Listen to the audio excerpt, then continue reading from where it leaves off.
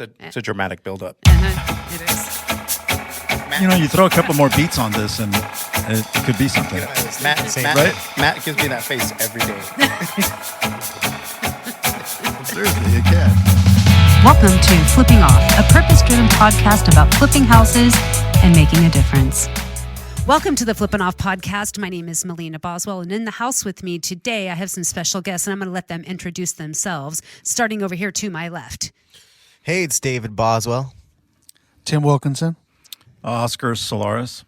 Frank Luna. Okay, you could say hi or something. Hello. Hi. Much better. You guys felt like you're so... Hey, David. today. Tim. Oscar. Hi, guys. Melina. All right, that's so much better. Okay, so today we thought it would be a good topic to discuss something that is near and dear to our hearts, which is squatters. Yay. Yay. Boom, boom, boom. Yeah. So why do we love squatters? We hate squatters. Actually, as a real estate investor, squatters is a part of the business that you will inevitably have to deal with. And so we just recently had a ridiculous situation with a squatter that it seemed so appropriate to talk about today on podcast. And then that forced us to start thinking about and looking to and remembering all the years of ridiculous and most hilarious. I don't know why we find them funny, but we do. We have to find it funny. If you don't find squatters funny, then you're going to be miserable in this business. So you have to find the humor in it and find the excitement in it. And so we thought it'd be a good idea for us to discuss and maybe share some of those stories with you guys today, the good, the bad, and the ugly. And our goal is to give you some strategies to deal with squatters. Also, what not to do. Yes, we have some of those not to do. Don't do this. Don't try this at home. So maybe we should start with that one. What do you think? Should we start with this is what not to do? How not to handle it? Yeah, and then I'll share the most exciting moment I had yesterday. Sure, I can. I definitely have some don't do's. So this was a property out in San Bernardino on Little Mountain, I think it was, right? And the owner, I forget the owner's name, but he was on board to do the short sale, the whole bit. We're working through it, walk the house, blah blah, all that stuff. And then he calls and he says, "Hey, I've got a problem. Looks like some people moved into my house because it was vacant." And this is years ago, before we even knew what squatters were, actually. We had an idea what squatters were, but there wasn't an epidemic of squatters. Not that it was like an actual career, like people. Yeah, now there's professional squatters, yes, right? Yes, and we can walk through. So they've honed their skills. It's They've come honed a their long skills. way. Mm-hmm. So these guys. So I told them, I said, "Look, go over there, find out who they are, what's going on, let them know you're the owner. Just walk them through that." So he did, and they come out and said, "Well, we have a rental agreement." And he's like, "Well, this is going to be interesting, right? Because I'm the owner, so let me see that rental agreement." So they have a half-torn sheet of lined paper with some chicken scratch on it that says that they're renting the place, right? You can stay He's here. like, "Well, this is BS. I didn't do that." So he, right. It's like, come clean, right? Still wet. So he does the logical thing and he calls the cops. Uh-huh. So the cops show up and they're like, "We can't do anything because they have a legitimate piece of paper." In quotes. Like that's legit. So they got that from someone, right? And the guy's like, "Are you freaking kidding me right now?" And they said, "This is what? This is now a civil matter." It is a civil matter. Yeah, it's a civil matter. So now you have to take them to court. Oh, God. Which So means he's like, ching. "Okay, so let me figure this out." So they've got power on, they've got water on, they got all the utilities on, everything's working. So he took matters into his own hands, right? So he calls me and he says, Disclaimer, do not so try this is at this is home. the stuff that you never do, right? And he calls me and it was like a moment of silence for me, right? When I'm listening to the guy, because he says, "I'm going to take care of this. Actually, I already took care of this." I'm like, "Okay." He goes, "I went over there with a bat, but I thought that was a bad idea. So I left the bat in the car and I took some bolt cutters and I cut the power." Right. David's looking at me like, "What the?" I'm like, "What do you mean you cut the power? Like you called Edison or somebody?" He's like, No, I literally cut the cable. They have no power. They have no choice but to move out. And the house next door is on fire. And they're not going to have any power anytime soon. So, like, all right. Didn't work. No. It absolutely didn't work. They just busted out some candles and stuff. They plugged into the neighbor's Yeah. house. Ran an extension cord and Extension life was cords. good. And that's actually one that never really went through because he eventually just got tired of it. He's like, I'm done. Yeah. I don't even care anymore. I wanted to do the short sale, but it's pointless. Can't get rid of these people. The bank doesn't want to cooperate, doesn't want to do anything. So I'm done. So he walked away from it completely. Oh my God. But so the don'ts, right, is nowadays it's changed quite a bit where a piece of paper with some scribbles on it doesn't constitute a contract. But there's other things that, and we'll talk about it, I guess, right? Because there are some things that have changed in what people do and how they get around things. But that was like the beginning of like Squatterville, right? Yeah, in, it was. in Southern it California, was just where like 11 years ago. Yeah. It was a long time yeah, ago. they're just like they were just doing things that like they didn't really care. It was vacant. I move in and I set up shop, and life is good. So, but Crazy. don't calling the cops is normal, but cops really They can't do anything. yeah. There's Nope. I mean there's renters' rights, and they kind of fall into that renters' rights. And Yeah, there's people think things, they're squatters' rights, and it's not technically squatters' rights. It's really technically renters' rights. And so, if they make an argument that they're a renter, that's really what you Right. need to be careful of. Yeah, and I remember speaking with the cop too, and he's like, "Yeah, I mean, I get it, man, but there's nothing I can do. You have Yeah. to. This is civil now, so Yeah. you have to." You know, some cash. I was thinking we should stop this podcast right now and sell it for $49 on how to squat, No. Oh. Wow. how to become a squatter. That's good. Oh, how much you want to bet that already exists? Because let me tell you something. I had, okay, so I'm going to go into sophistication now. That's so funny. I've had, did you just sing the song? Go ahead. I did. Sing Tim's song.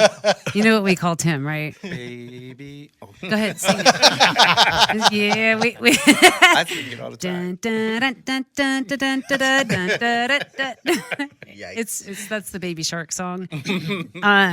So I've had like an array of squatters over the years. I've dealt with so many different kinds, and I was like, they're all starting to come back to me. And there's a few that I can share that were really standout ones to me. And one of them was probably the most crazy one, by far the most professional squatter that I had ever dealt with, and it was crazy. My seller was a professional. I don't even want to say what he did. This should have never happened to him, though. Let me just say that. And so him and his wife had moved out of the property, and they moved to like a completely different city. And then they decided that they wanted to sell the house. So they said, "Hey, our neighbors have told us," and this is in a nice neighborhood in Paris. And the house was fairly new. I want to say the house was like maybe only 7 or 8 years old. And they said, but our neighbors called and said that there's somebody living there. So I went over, and then the seller calls me and says, I went over there, like there's an entire family. They are moved in. They're not just, they're not like they have some, clothes hung up in the, They got furniture, furnishings, and they're running a daycare out of the house. They had done it. Yeah, it had taken them like 2 months, and they were like legit They're living like there. entrepreneurs. Like entrepreneurs, yeah. So I bet you they're the ones that already wrote that curriculum you were just speaking about, Tim. Darn it. Yeah. I'm telling you, it was just bizarre. So I walk up to the house and I knock on the door, and there's these kids, and I'm like, oh man, this is bad. It's a short sale. The house is in foreclosure, so she doesn't come to the door. So I just start banging on it, and then finally I say, hey, I'm from the bank. Bank is here. And I start banging on the door. So she finally opens up the door and says to me, she has a lease in her hand. She met me at the door with a lease in her hand. And she said, I'm a legitimate renter, just like that. And I was like, oh my, like she was not kidding around. And I said, and I had to think quickly on my feet, because I was not expecting somebody to be this sophisticated. Prepared. Yeah, sophisticated and prepared, like lease in hand. So I said, okay, well, do you mind if I come in? One of the biggest things I was concerned about was that I wanted to see the interior of the house. Right? I had no idea what they were doing. So I'm doing a short sale, so I needed to gain access to be able to review it. So I get inside the house, and she says, yeah, here's the lease. And so I said, okay, well, do you mind if I kind of look at the house? And I walk around, and I see that she's got her adult kids plus her teenage kids, and she's babysitting people. And I'm like, ugh. So I see the house is in decent condition. So I come over and I say, hey, can I see the lease? And she shows it to me, and I'm like, so you're paying rent? She said, yes, I pay rent every single month. I send a money order every single month to the owner. And I said, okay. And she said some name like Billy. And I was like, that name, I can I just see the contract? Yeah. So she shows it to me. So I look at it and I say, oh, this isn't this. Oh, just like this. And I look at her and I go, I think you're being scammed, ma'am.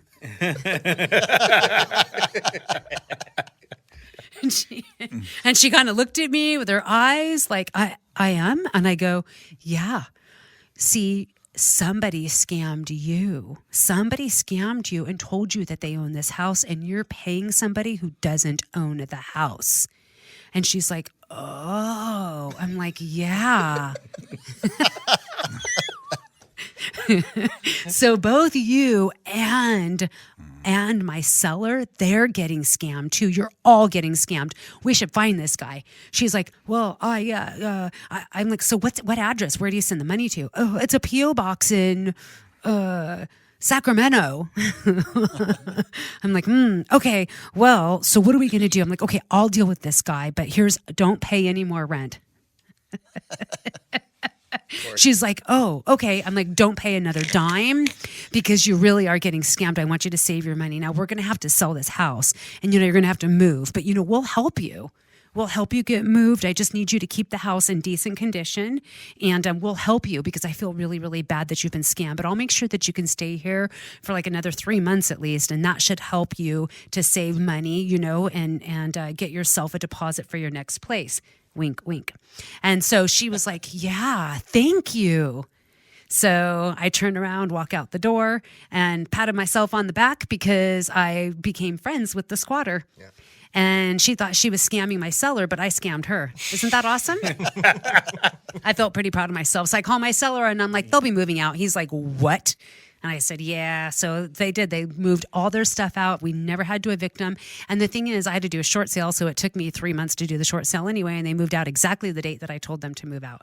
So that was a win-win-win. So that's a great strategy. If you have somebody who is that sophisticated in terms of scamming you, that's a great way to do it. Kind of play along. Play along. Yeah. Make them right. Win them over. Yeah, don't make them wrong. Don't call them a thief and a crook and tell them what they're doing because they're just going to fight you. So, right? Kind of, we were talking about, they're still a person. They are still a person. Even though they're not, a functioning normal person of society, they're still a person there. An entrepreneur of sorts. Right? So, yeah. So, yeah. How to open a daycare at no cost. Yes. Isn't that crazy? So then I've had another one. I've had another one where it was a short sale and I had a guy living in there and he was a total drug addict and I knew it, but he was just a harmless addict. So I met him a couple times and I would just, every time I was coming over, I would just yell his name, tell him I'm coming over. I'd bang on the door and yell, hey, I'm coming in. And so I would give him maybe 5 minutes, if even that. And he knew it too. He would get whatever get dressed, get whoever he had in there, and he would just bolt out the back door and he would say, I'm leaving, Mrs. Boswell. And then that would be it. And so I'd go in. It's true. It was totally fine. There was never a problem. Your dad wasn't thrilled with me about that when he was like, what the heck? Yeah, well, it was fine. So generally I don't generally get afraid of situations like this. But yesterday, I decided to go over to one of our properties that we're working on right now. And I was actually going over to measure closets because we're getting closet inserts. Yeah, it's actually near done. This is the house we're going to house all of the homeless vets in. Yeah, the disabled vets that are homeless, we're going to place them in this house. And so I went over there to measure closets, to look at closet space. And so I drive up and in my heels, and so I get out of the car. As I pull up in the driveway, I see a truck like backed up, and I see it looks like a work truck, and I see some lady comes walking out. She greets me as I get out of my car, and she's really sassy, like kind of aggressively coming at me. She's like, hello, may I help you? And I instantly was like, well, how can I help you? And she says, well, we're here doing work. What is it that you need? And I said, what do you mean? You're doing work for who? And then her husband comes around the wall, and he's wearing like an orange construction shirt. And so I start questioning them. Hey, who, the owner invited, how does doing work? And I said, oh, really? Who's the owner? I don't remember her name. And I said, how did you meet her? What's her name? What's her phone number? Where did you get her? And I just start hammering him, right? And I start to realize they're obviously scamming me because I'm the owner. So I say, no, like you didn't talk to anybody. Who is it? And what exactly are you here to do? Just to do some work. And I'm like, there's no work to be done. And then I look in their truck, and in the back of the truck, I see, I see baseboard, and it's full of stuff. And I realize, holy crap, it's our stuff they've got in the back of their truck. And so thank God I had my friend with me, who happens to be my trainer, who happens to be like an ex-Marine. Mm-hmm. And so I look at him and I say, do you know what's going on here? Do you see what's happening here? And he says, I think I do. And I said, okay, can you stay here, hold them? Because I asked them, how'd you get in the house? And they said it was open. And I'm like, oh no. So I'm like, hold them here.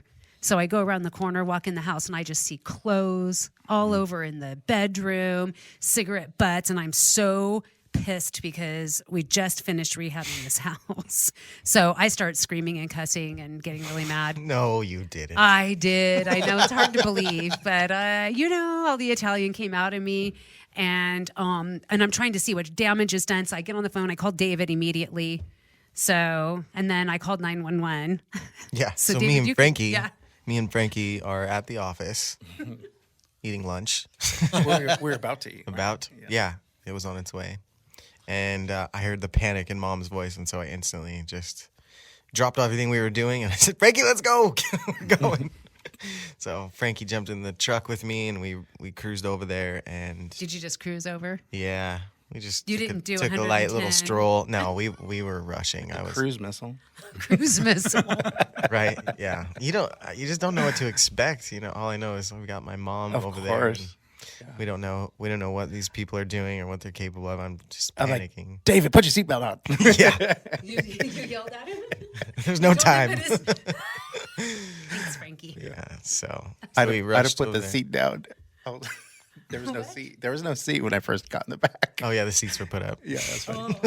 You were just sitting on the ground. Frankie jumped in the bed. So then what? So why don't you? So when the whole time I'm driving over there, I'm trying to decide on whether or not we're calling the cops, because I know when the cops get there, if these people are moved in, there's what's this look like? I don't know. Maybe we can handle it ourselves. I don't want to just immediately involve the law, but at the same time we're getting robbed. So my mom's there. So we decided to call the cops, and both Mom did, and so did Frankie on the way over there. So we get there, and I'm expecting a cop to be there, and no. Nope. We tell him it's a burglary in progress. Yeah. And it still took him like 45 minutes. In progress right now. Yeah, I actually said, like, I'm here right now with them. Yeah. I'm here with them. I'm staring at them. Yeah. So we pull up, and it's not an escalated situation or anything. Thanks to Sly. It's kind of awkward, but Sly is he's a big dude, and he's pretty intimidating. So And really calm. and very calm, yeah, which is More perfect. intimidating. Yeah, it's even more intimidating. So, so when we pull up, everyone's kind of standing around, and my first thought is, all right, I need to see what kind of damage is done to the house. I don't really care about what these people are doing. So I walk in the house, and I see, what are they called? Pneumatic hoses everywhere from a car. So there's all electrical and copper wires inside of them. So there's all of these hoses all over the house. So I instantly think, okay, well, he's scrapping. Like I know he's scrapping metal. So we realize there's pneumatic hoses all over the yard. Like they've been there a while, stripping wire in the yard. So that was the first thing I see. Now I'm want to check and make sure that they haven't gone up in the attic and ripped our unit down and taken anything. There's some material. He's already got construction material, so I'm just trying to go through the house to see what's been done. We get into the back room, and there's holes in the wall. There's a broken window. There's cigarette butts on the ground. They've been smoking in there, and it's like suitcases and dirty clothes just all over the room. They just moved into this back room. So we had one of our helpers with us. So this is my first thought is I was just here, so I know they haven't been here long. So my first thought is let's get all of this stuff out of here now. So I told, his name was Chris, who was with us. I said, Chris, there's a shopping cart outside. I said, grab that Walmart cart, wheel it in here, and put all of this stuff in the cart. Get everything out like right now. And so the hardest part I think about this whole thing is there was 2 little kids there. Yeah, this is the worst part. And he was 12, right? Yeah, one of them was 7, and he belonged to the couple. The couple who that was were there. there ripping us off. Yeah, and there was And then a there was a Hispanic 12 boy yeah. who was he's definitely not this couple, not the couple's kid, and he was well read and well spoken and really nice, and it was actually heart wrenching because his mom left him with these random people, and he's been told to lie. Absolutely, has been taught how to cover up for his mom, and so he instantly I can see it in him. He instantly goes into that story mode. You can just tell he's like, I have a story rehearsed, and he just starts saying it. And so instantly I told him, like, buddy, it's okay. You don't have to lie. I promise you're not going to get in trouble. Like, don't worry about this. And tell him, is this your stuff in here? Because we need to get it out now. And he says, yeah, that's all my family stuff. And I said, all right, well, let's go get it. And so instantly when I said that, I could see the relief in his face that we were just going to let him get his stuff. And so he goes inside and he just instantly starts apologizing to me and telling me how sorry he is. And I told him, I grabbed him by his shoulder and I turned him and looked at him. I said, look at me, man, it's not your fault. This is not your fault. You didn't do anything wrong. You're doing everything you're supposed to be doing. So don't feel bad. And when I said that, he just burst into tears, and I got really emotional. I couldn't even help it. I just started crying. I just grabbed him and hugged him and just held on to him, and he latched onto me and he would not let go. It was a seriously emotional moment. So I couldn't even help but get emotional. So I told him, come on, man, let's get your stuff and let's figure out what's going to happen. The whole time he's like, am I going to go to CPS? Is my mom going to go to jail? Like, what's going to happen? And I just keep telling him it's going to be okay. Like, no matter what happens, it's all going to be okay. No matter what. So don't stress about it. I promise you didn't do anything wrong. So he's just so grateful. And yeah, and actually it was like the conversation was, we didn't want to lie to him, right? We didn't want to tell him, no, you're not going to go to CPS, and no, your mom's not going to go to jail, because we didn't know. Yeah. And so David actually said, I just looked at, when he asked me, am I going to go to CPS? I just looked at him and I was like, you may. That may be. And David said, look, if you do go, it's not going to be forever. And if your mom ends up going to jail, it's not going to be forever. Yeah. I said, if she goes to jail, she's going to get out. She's going to get out. It's not going to be the end of the world. And lots of people have gone to jail, and it's how it has to go sometimes. But it's just, learn the lesson. It's just how it goes. You live and you learn, So I promise you, nothing is the end of the world here. And so it's hard. Yeah. It's really hard when half of me is irate at this guy who's dragging these kids along and his wife, and it's like, dude, I'm a man exactly like you. There's nothing different about either of us except for the choices we decided to make. And I look at him as a perfectly capable dude who just he's dragging these kids along, and it makes me so angry. I am instantly just angry at him, but at the same time, there's people. They're just normal people. And yeah, did you see? I don't know if you saw this, but when we had walked over to the side, the wife, walked over to him and started apologizing to him. She kept on saying, I'm so sorry. I'm the one that got you into this. I am so sorry. And then she starts crying, and she's like, I didn't know what we were getting into. I am so, so sorry. And started crying, and he was like, it's okay. It's okay. It was just the weirdest situation, because they were telling a little bit of truth. Probably most of their story was the truth, but then there was the one piece that they were leaving out, which was they were stealing. And they were actually getting ready so that they could move into the house. Yeah, the boy ended up telling me that they met some guy named Ralph. And Ralph is basically he's basically a house pimp. He finds homeless people on the street and says, "Hey, I've got this place. You guys can move in. Just give me." He finds vacants. Yeah, finds vacants. I got this place. You can move in. Just give me X amount of dollars, or give me whatever. Give me, you know what I mean? Who knows what that type of person really does? Here's a half a piece of lined paper. Exactly. Yeah. He apparently took your course, Tim. Yeah. But yeah, he says the Ralph met him and said, "I got this place. You can go and you can pay me in a week." So they were trying to get money together, and he said, "My mom, the little boy told me my mom got a loan. She was going to pay him today." And then he said that Ralph also invited this other couple who was taking stuff, and the boy's name was Andrew. He said, it's crazy enough. I know. He says, yeah, Ralph invited them too. They came and they showed up, and we thought they were just going to take the other room. But as soon as they got here, they just started loading all this stuff up. They were just going to, he said, and then all of these other hoses came from a stolen car. And so it was Horrible. crappy. Yeah, horrible situation. Yeah. So, for me, I started saying, hey, there's resources that are available to you so that you guys don't need to be doing this. And the wife looked at me and said, we have a place to stay. We stay in a motel. And I just was like, okay, like I get it, but you know what I mean? Like there's other resources that are available to you. And they weren't interested in that. Well, they had a truck. So Yeah. it's like there's a level of pride that they were definitely carrying. Like, weren't sticking to the "we're not homeless" thing, but Yeah. It's their ego, right? major. Totally. Except for their son said, well, we don't have a home. Their 7-year-old boy who was sitting there sobbing, Scared to death. thinking that his dad's going to go to jail. Yeah. And then the wife says something to us like, my son is here.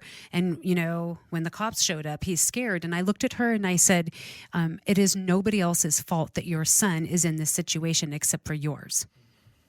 Right. So don't use your child to allow you to get out of consequences because you're the one that brought your son here. Nobody else.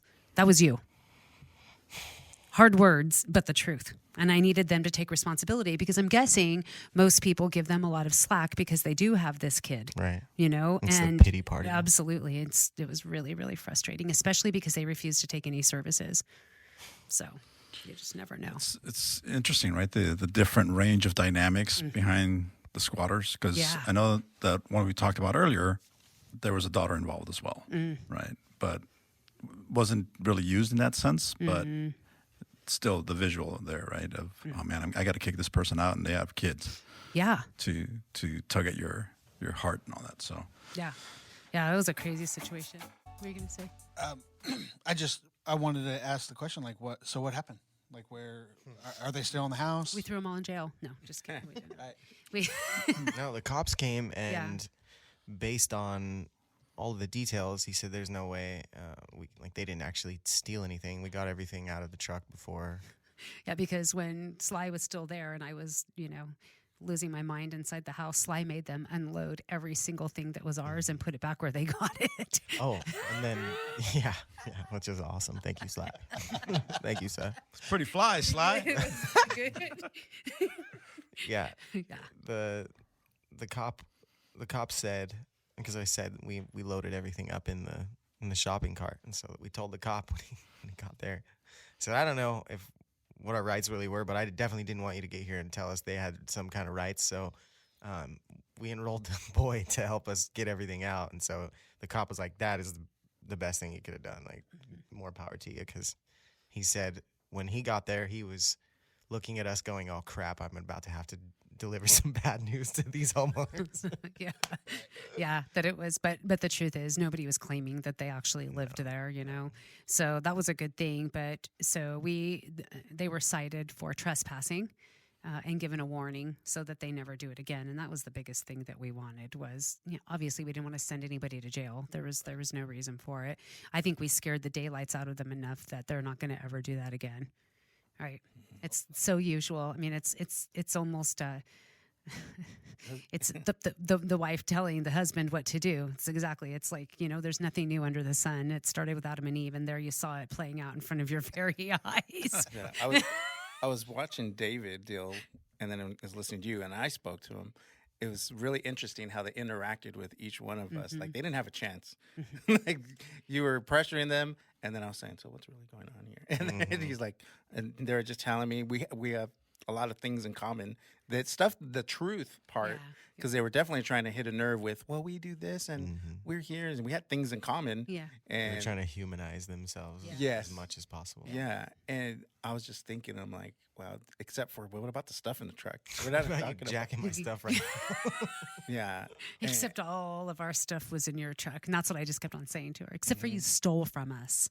Right? That's all true, but you took something that didn't belong to you. But we didn't know. You got your kids. And you're Yeah. teaching your kids. Yeah. And I looked at her and I go, you did know. Like you did. You know, you absolutely knew what you were up to. That's why you approached me the way that you did when I walked in the front, when I drove up. Like there was, you all knew what was going on. And you're just, you took the opportunity to do the wrong thing. That's really what happened. And you got caught. So congratulations. Yeah.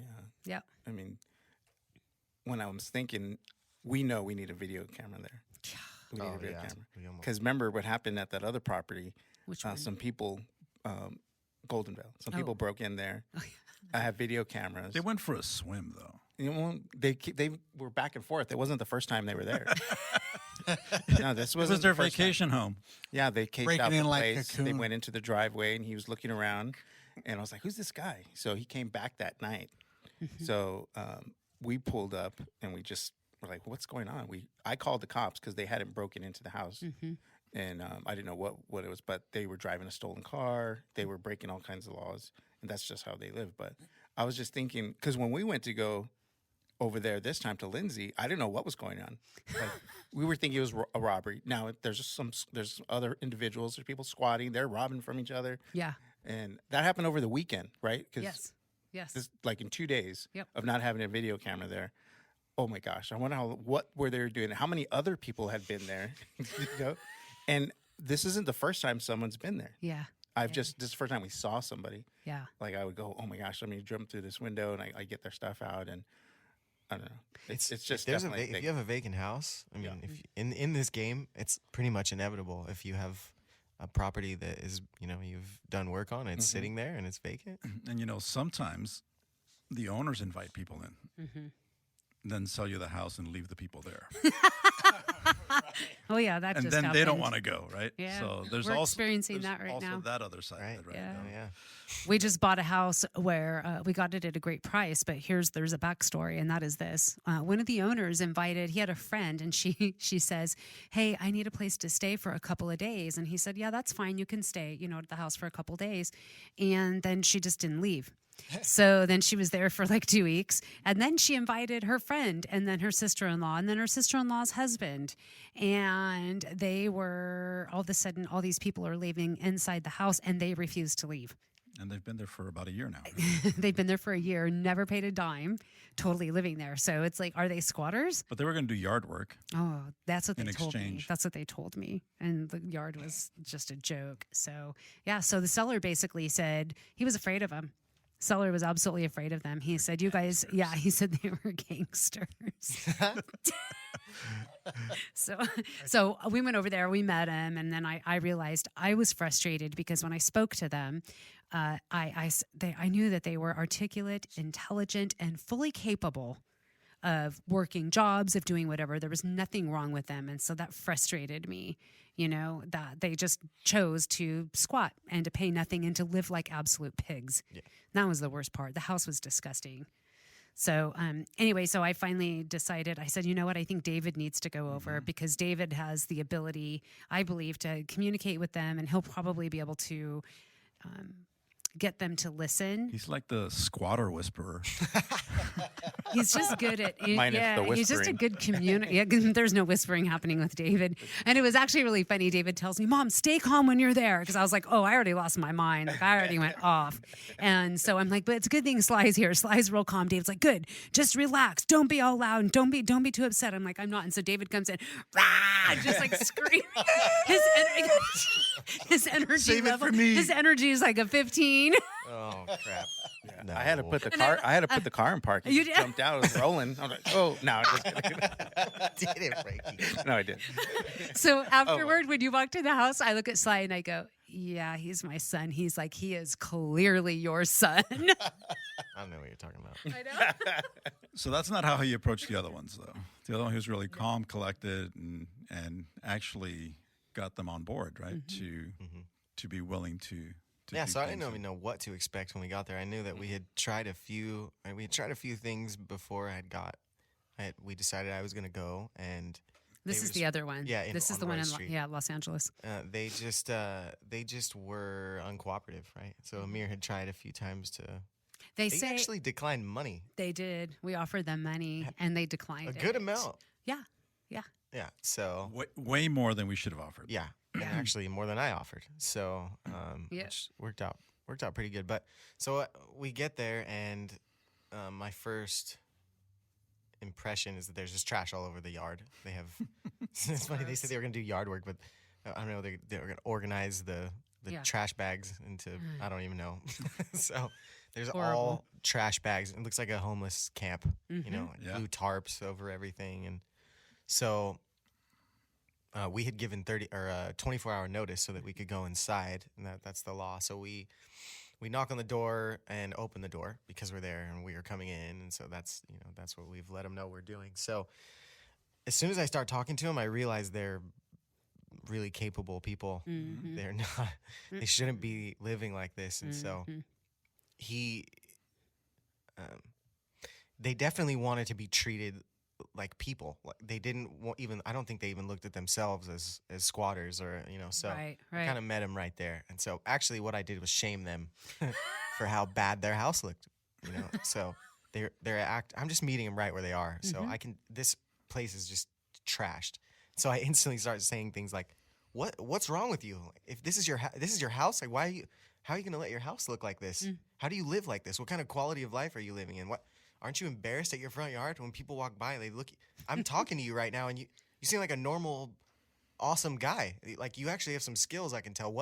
Why do you live like a pig? Why do you have no pride in where you stay?